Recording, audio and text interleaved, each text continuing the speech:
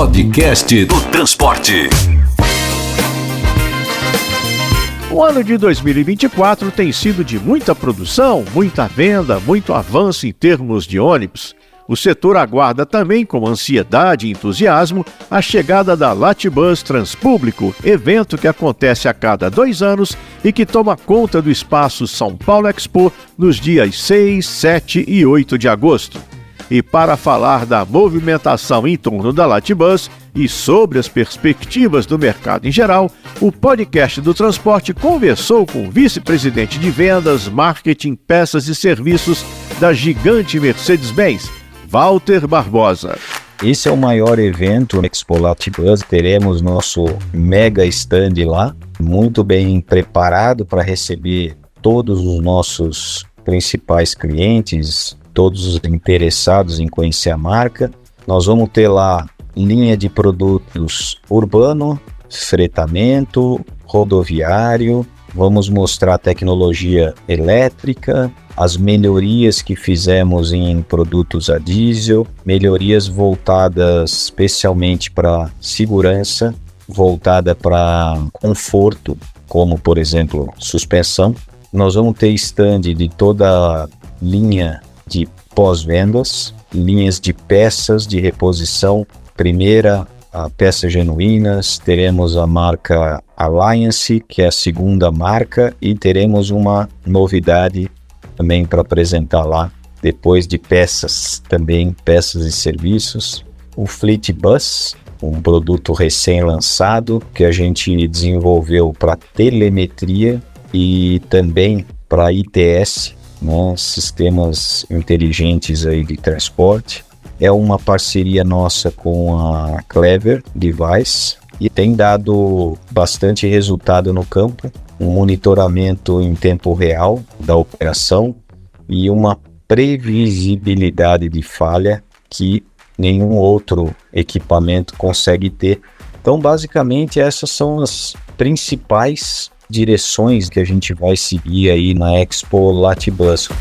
Nós do podcast do transporte estaremos lá na Latibus Transpúblico fazendo uma cobertura completa, porque de fato esse é o grande evento do ano, uma oportunidade única de aprendizado, networking, troca de experiências e de ver também novidades como as que a Mercedes-Benz prepara para o seu mega stand.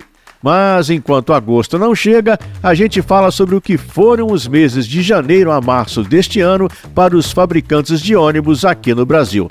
No total, eles conseguiram emplacar pouco mais de 4.000 veículos. O número é 33% menor que o mesmo período do ano passado e pode, a princípio, parecer má notícia. Afinal de contas, 2024 chegou com o setor vivendo uma enorme expectativa de produção, venda, lucros e ganhos.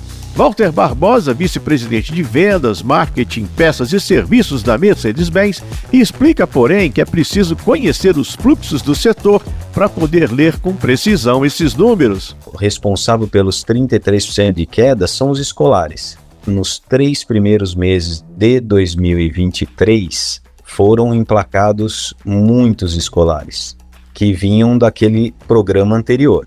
Aí, depois ficamos aí um bom tempo sem licitação. No segundo semestre do ano passado teve a licitação de ônibus escolar. Esses ônibus vão começar a ser emplacados basicamente a partir do próximo mês. Então eu acho que vai ser um ano bom do ponto de vista de caminho da escola.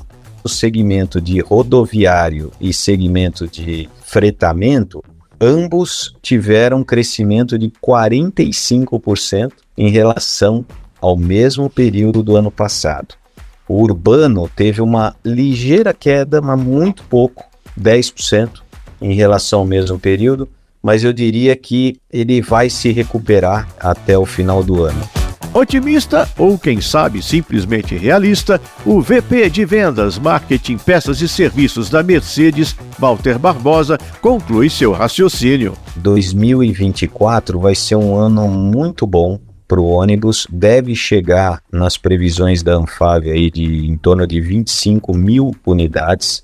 Lembrando aí que nos anos anteriores a gente sempre teve algo entre 20.700, 20.500 unidades, que já são patamares próximos aí de 2019, pré-pandêmico. Então a mensagem que eu gostaria de dividir aqui com vocês é que o cenário para ônibus já se mostra recuperado em relação à pandemia.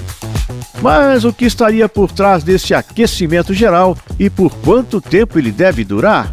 Walter Barbosa, da Mercedes-Benz, dá seu ponto de vista. A gente tem um PIB positivo de 1,5. Temos uma taxa Selic que caiu com tendência de queda, o que motiva muito os operadores. O governo federal vem investindo muito em mobilidade, em transporte.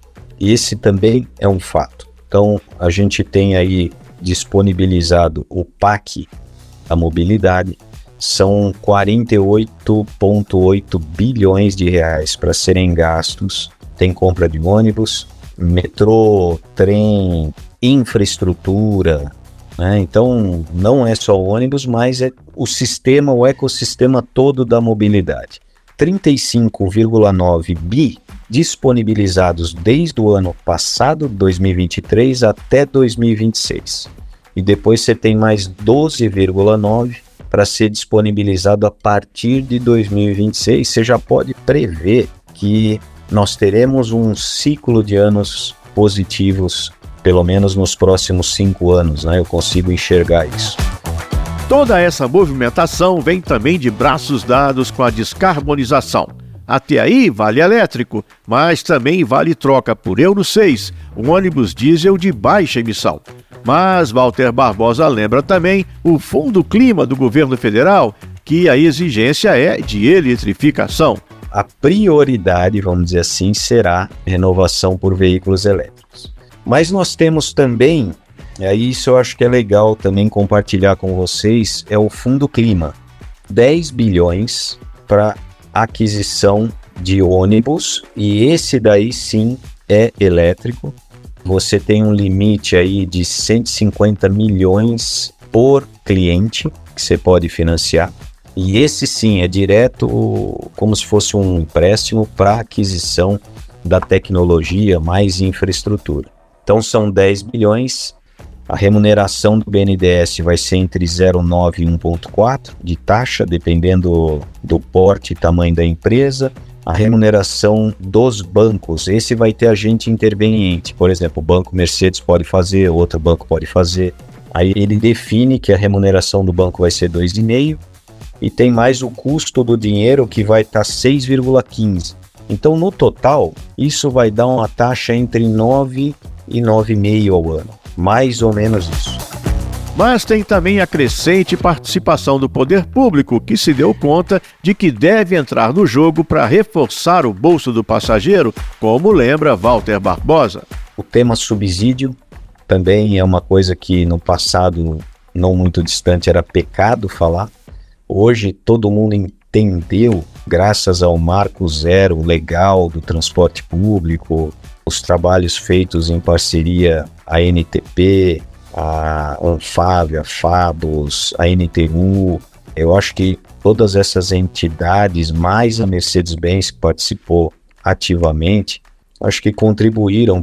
É um trabalho de formiguinha, mas que vem gerando resultado. Já tem mais de 250 municípios com subsídio e que todo mundo entendeu que o subsídio não é para o operador. Tarifa deveria custar 10, mas o usuário pode pagar no máximo 5, então tem que ter um subsídio de 5, mas o subsídio é para o usuário, não vai para o bolso do operador. Agora uma nova modalidade que é a tarifa zero. Óbvio que ela não se sustenta para alguns municípios, mas municípios menores, por exemplo, São Caetano, a cidade que eu moro, tem funcionado muito bem. Poucos ônibus ali em operação, algo próximo de 70, 80 ônibus. Aumentou o número de usuários, aumentou a frota e está todo mundo satisfeito. O poder público, obviamente, está investindo mais, mas está colhendo o resultado. Então, esse também é um ponto que deve aumentar aí a necessidade de ônibus urbano. Na visão do VP de Vendas, Marketing, Peças e Serviços da Mercedes-Benz, Walter Barbosa, a demanda para novos ônibus urbanos está aí, batendo na porta, mas o rodoviário também tem boas perspectivas. Devido ao aumento do preço que chegou às passagens aéreas, você consegue enxergar uma migração para algumas linhas. O passageiro sai do avião e vai para o ônibus rodoviário. Você tem configurações hoje de ônibus rodoviário que são impressionantes, né? Aqueles double deck que põe leito-cama embaixo, em cima convencional. Então o leito-cama parece uma primeira classe efetivamente, por um preço muito mais justo. Então é um cenário também positivo para o rodoviário. E por fim, Walter Barbosa parte para a análise do setor de fretamento, incluindo a movimentação que o governo federal vem tentando emplacar na industrialização, com destaque para o programa Mover.